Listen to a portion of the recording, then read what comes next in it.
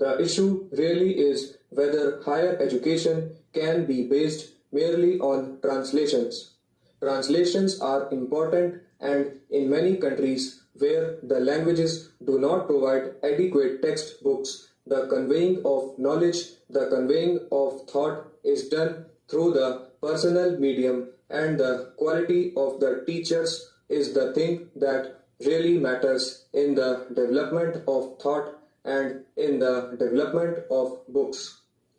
Therefore, while I strongly support the idea that there should be a concerted policy for translations and for the production of books on every subject, I do not know whether it would be possible for me to vote for a committee at this stage for this purpose when various organizations are already functioning, including the National Book Trust and the various academies which exist and which are backed not only by the state governments but to a certain extent by the central government also.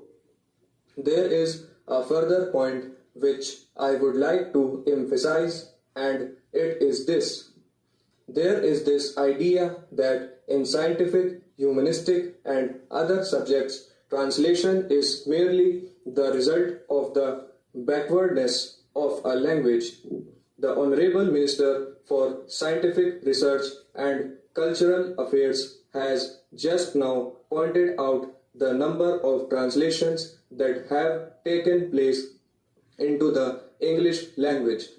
From every language, books are translated into English, French, German, Russian, and so on.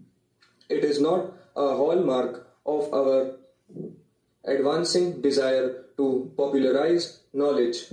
It is not given to a single language to have the monopoly of wisdom, the monopoly of knowledge, the monopoly of research.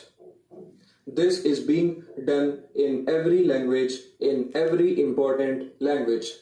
And what is necessary for us is to accumulate that knowledge and to bring the quantum of that knowledge from various languages into our own languages, not merely for the purpose of school textbooks, but in order that the ordinary person, in order that the public at large may have a source from which to draw upon for their own knowledge.